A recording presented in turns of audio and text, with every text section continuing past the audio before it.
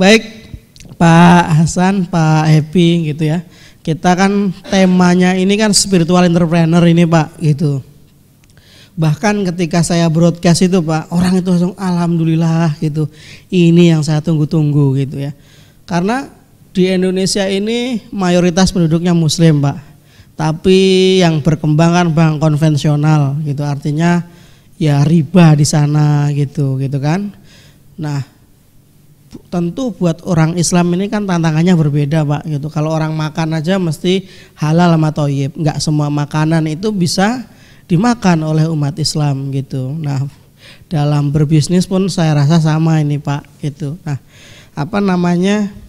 tentu dalam pengusaha-pengusaha Islam, pengusaha-pengusaha muslim ini berbisnis tidak bisa lepas dari ajarannya gitu Pak.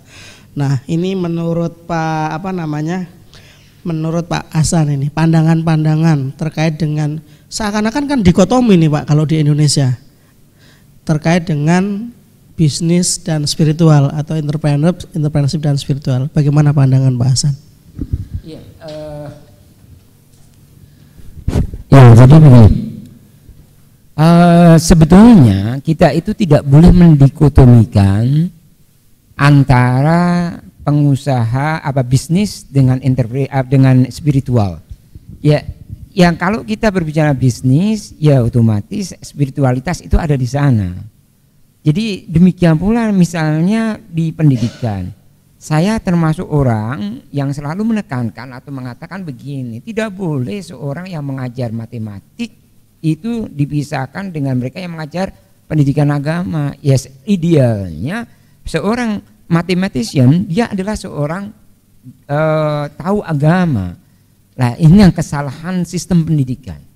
Sehingga sampai kepada bisnis pun itu ya dibedakan nantinya. Saya bisnis yang penting Pak, bagaimana orientasinya kan untung. Padahal kalau kita sebagai muslim mukmin bahwa kita bisnis di kapanpun dan di mana itu yang namanya kaidah diniyah, kaidah agama itu sangat melekat. Jadi kita berhubungan kepada siapa, ya tetap harus dibawa. Apa itu yang pokok dalam bisnis? Yaitu misalnya saya ambil contoh kejujuran. Kejujuran, amanah, ini yang tidak bisa dipisahkan dengan pebisnis. Seorang yang tidak punya kejujuran, tidak punya amanah, otomatis dia tidak akan ditrust, tidak dipercaya. Begitu sudah tidak dipercaya, hancurlah dia. Nah, seorang pebisnis ini yang namanya trust atau jujur, amanah ini inheren pada pribadinya. Sekali seorang pebisnis itu melakukan kebohongan, melakukan yang tidak khianat begitu, selamanya dia akan sangat sulit untuk sukses. Bahkan saya katakan tidak akan sukses. Karena apa? Kalau toh sukses misalnya ada pebisnis dia curang, licik dan sebagainya, itu dalam istilah agama istidraj, yaitu dilulu oleh Allah. Dia tidak akan sukses. Nah, jadi spiritual sama pebisnis ini adalah satu. Saya tadi seperti Mas Sodik tadi ya mengingatkan kami semua yang ada di studio perjuangan ini IBF.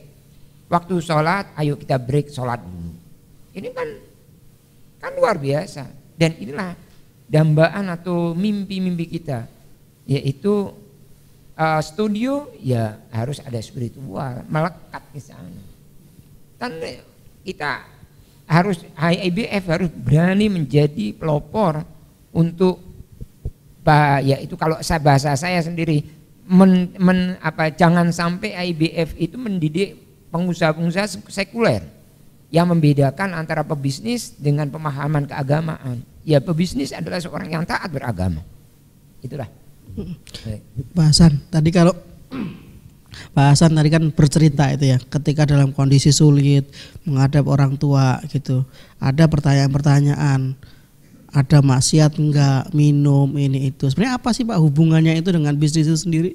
Wih, itu hubungannya sangat luar biasa. Sangat luar biasa. Nanti insya Allah 5 langkah yang saya berikan nanti akan saya sampaikan itu. Jadi kaitannya itu bagaimana? Itu nanti akan saya sampaikan insya Allah pada waktunya. Iya. Pak Happy, jadi seperti yang tadi saya ini kan gitu, bahwa memang ada seperti dikotomi Pak. Bahkan kalau workshop-workshopnya IIBF itu selalu bilang, Pak di zaman seperti ini apa mungkin kita itu menghindari riba gitu. Tapi kan kalau ngomongin Islam itu kan tidak hanya riba nih Pak. Jadi artinya antara spiritual dan entrepreneurship itu menurut pandangan Pak Happy bagaimana? Jadi tadi sudah sedikit disinggung Pak Hasan, saya ingin memperjelas. Kalau kita bicara tentang spiritual entrepreneurship, maka lawan katanya adalah secular entrepreneurship. Jadi secular entrepreneurship itu memisahkan antara bisnis dengan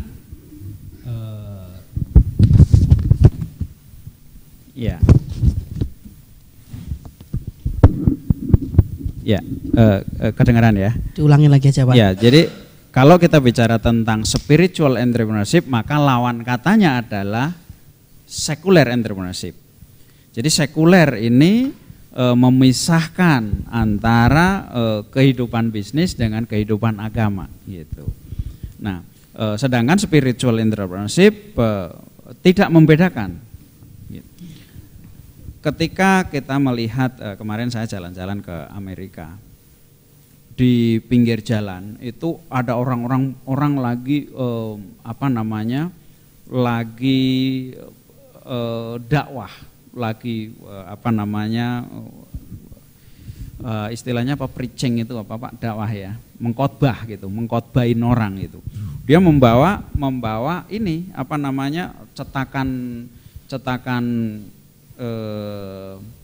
cetakan kertas gede itu uang dolar gitu, uang dolar bagi-bagiin. Saya karena gede banget itu nggak saya bawa ya. Tapi intinya begini, dia bilang gitu, ada berapa banyak sih orang yang ada di dalam dolar itu, kita suruh ngitung gitu. Kalau dilihat gambarnya kan cuma ada satu gitu. Yeah. Kata dia ada 4 gitu. Satu itu yang ada di gambar itu gitu, siapa itu namanya ya kan, ada itu uang dolar. Yang kedua itu treasury manager, yang ketiga itu secretary governor, dan orang yang keempat adalah Yesus gitu, God gitu kata mereka kan gitu. Nah persoalannya sekarang gitu, bahwa di dalam uang dolar itu ditulis gitu, in God we trust gitu.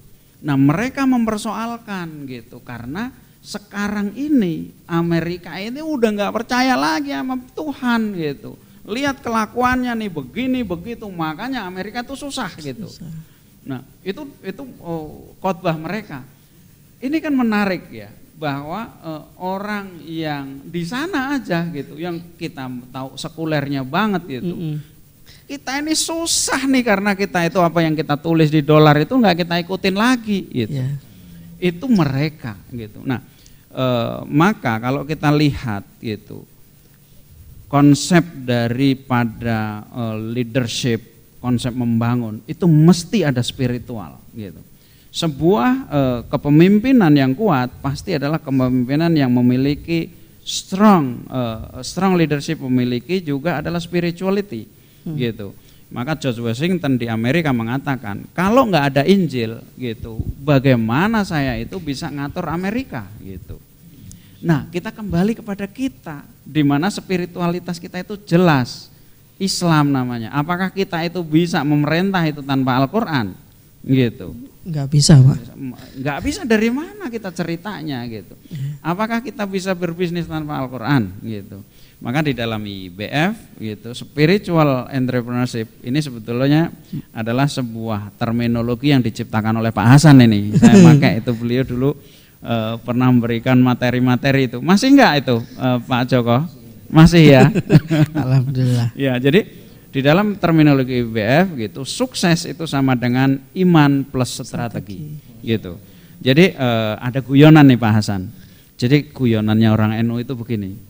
Orang NU itu gimana ini kita mau bersaing gitu. Kalau sudah nyari duit, kalau sudah ngaji lupa nyari duit itu kan. Kalau udah nyari duit lupa ngaji. Nah, jadi ngaji itu sebuah spiritual gitu. Nah, kemudian duit itu adalah entrepreneurship. Harusnya nyari duit dan ngaji juga gitu kan. Nah, di dalam bahasa IBF ini sukses sama dengan iman plus strategi tadi. Jadi kita menjalankan bisnis, kita ya bisnis itu sebagai pengejawantahan dari spiritualitas kita gitu. Kalau kita itu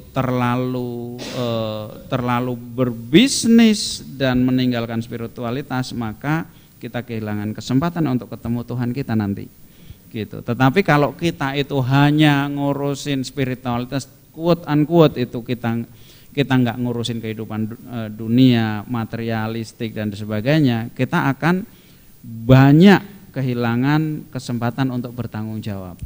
Ya, kita bisa bangun masjid mestinya gitu. Mungkin ya kita hanya bisa nonton gitu ya kan. Nah, karena saya ingat kata-kata Mbah Maimun gitu. Gitu. Kamu tahu nggak, yang namanya dunia ini diciptakan untuk kita gitu.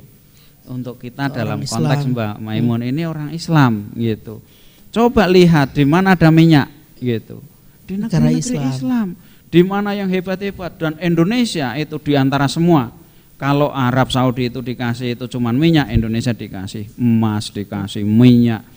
Jadi suatu saat Said Abbas itu bilang, Pak Hasan gitu, kamu tahu nggak, kalau surga itu di atas gitu, maka di bawahnya itu Indonesia gitu. Saking hebatnya, mudah-mudahan Islam akan bangkit dari amin insyaallah. Nah ini Pak, jadi kan tidak cukup dalam, kalau kata-kata ulama itu ya artinya cuma tekstual Pak. Kontekstualnya bagaimana? Nah bagaimana mengimplementasikan, bagaimana implementasinya ini Pak, spiritual di dalam bisnis kita, dalam bisnis masing-masing itu. Iya, kalau secara generalnya ya, secara umumnya gitu. Jadi konsep sukses itu digambarkan di dalam sebuah keadaan gitu. Keadaan itu, apakah keadaan itu keadaan yang penuh dengan harta? Apakah dengan kebendaan? Ternyata tidak gitu. Bahkan Rasulullah itu mengatakan begini, tidak sekali-kali aku kagum kepada seorang karena hartanya gitu, karena dunianya. Artinya Rasul itu enggak pernah kagum dengan harta, orang yang banyak harta, juga enggak kagum dengan orang yang jabatannya tinggi gitu. Tetapi aku kagum seorang itu karena ketakwaannya. Ini sebuah kualitas. Jadi ada satu konsep ini disebutkan di dalam surat Al-Fatihah. Itu disebutnya itu sukses itu adalah nikmat gitu. Makanya yang kita minta adalah sebuah keadaan di mana orang-orang itu merasa nikmat. Kamu boleh gitu punya duit banyak, tapi kalau nggak nikmat nggak sukses namanya gitu. Kamu boleh punya harta jabatan tinggi, kalau nggak nikmat itu kamu nggak sukses sebetulnya gitu. Apalagi sekarang nggak, apalagi sekarang nggak nikmat, nanti lebih nggak nikmat lagi. Nah, ternyata nikmat itu kuncinya adalah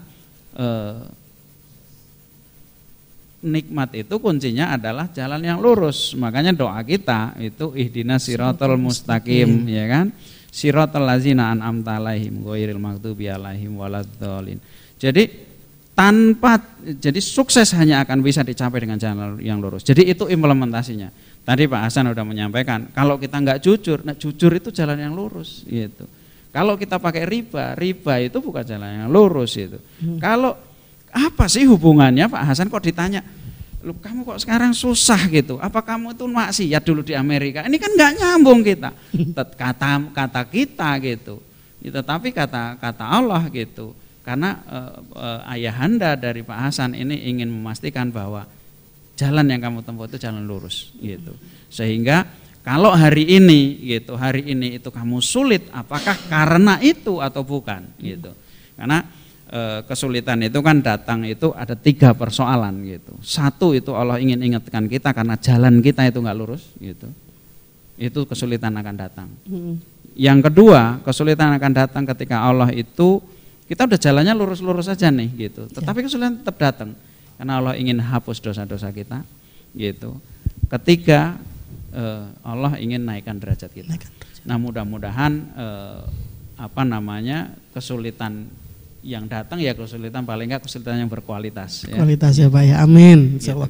Pak Hasan, kita kan ingin belajar nih Pak dari bagaimana sih Toha Putra itu mengimplementasikan dan apa-apa aja mungkin contoh-contohnya nih Pak, biar teman-teman para sahabat pejuang di daerah ini juga kebayang gitu. Oh begini gitu. Implementasi di lapangan. Iya, implementasi di lapangan. Ada yang untuk yang sikap dalam bekerjanya sudah jelas. Mereka itu ada satu rule yang disepakati di antara semua staf saya, yaitu sampai terjadi ketidakjujuran, mengambil yang bukan haknya, mereka akan dipunis, pasti akan dikeluarkan. Satu contoh ya. Jadi mereka itu sudah tahu apa yang harus mereka kerjakan dan apa yang tidak boleh mereka kerjakan. Mereka tahu. Selain itu, mereka itu setiap hari di Toha Putra itu sebelum jam masuk itu ada briefing kira-kira 5-10 menit briefing itu setiap hari, yaitu diberitahu apa yang akan dikerjakan. Setelah itu masuk ke musola, sholat duha bersama semua. Itu tidak ada kecuali. Jadi mulai kalau saya di kantor ya berarti saya sholat duha di sana. Sholat jam duha, selesai sholat duha itu nanti ada sholat berjamaah. Kalau misalnya lagi rame sampai isya sampai malam gitu, kami kerja sampai jam 10 ya duhur, asar, maghrib, isya itu sholatnya berjamaah semua di masjid semua. Kecuali yang mesinnya masih jalan ya. Kalau tidak ya kalau mesinnya jalan berarti mereka tidak mungkin sholat berjamaah. Tapi kalau mesinnya tidak jalan mereka semuanya berjamaah. Itu luar biasa. Dan itu adalah bukti atau implementasi daripada spiritual yang kami terapkan. Yang utama, alhamdulillah, orang-orang saya itu sangat tahu kalau ada yang tidak jujur, ada misalnya mengambil Al-Quran ya, atau mengambil buku, mengambil apa saja, ketahuan sama temannya, yang menghukum itu bukan kami lagi dari manajemen, yang menghukumi adalah teman-temannya. Nah, kalau saya itu membayangkan, kalau ini bisa diangkat ya di komunitas yang lebih besar terus sampai kepada negara, sehingga negara nanti ini itu juga seperti itu. Dan kalau ini kita sudah berbicara spiritual, sebetulnya siapa sih yang menjadi pengawas kita? Ya Allah. Karena apa? Yang menjadi wirid kita, zikir kita, Allah syahidi, Allah menjadi saksi akan apa yang aku lakukan. Allah nadiri, Allah melihat tanpa dilihat oleh atasan atau Allah itu melihat saya kok. Inilah yang namanya spiritual. Jadi Allah hadir di setiap aktivitas yang kita lakukan. Nah, kalau kita sudah bisa menciptakan komunitas yang seperti ini, bisa melahirkan pribadi-pribadi seperti ini, apa yang dicita-citakan oleh Pak Happy, yaitu dengan beli Indonesia, itu sudah akan muncul. Apa tujuan daripada beli Indonesia tidak lain adalah kita akan mempunyai fanatisme atau kebanggaan seandainya kita itu membeli produk made in Indonesia. Bukan seperti sekarang kita lebih bangga dan merasa senang kalau kita melihat atau membeli yaitu produk-produk dari luar. Nah, ini yang saya harus memberikan apresiasi kepada Pak Happy dengan beli Indonesia. Itu akan melahirkan insan-insan Indonesia yang mempunyai kebanggaan, proud, dan dia bangga kalau membeli produk-produk Indonesia. Inilah. Baik Pak Hasan, Pak Happy kita akan lanjutkan. Ini juga teman-teman daerah sudah ngubungin pada pengen bertanya ini Pak gitu. Teman-teman studi juga jaga ini. Tapi sebelum itu para sahabat pejuang kita akan simak yang berikut ini dan setelah itu kita akan lanjutkan diskusi kita tentang spiritual entrepreneurship. Baik, kita simak berikut yang akan lewat.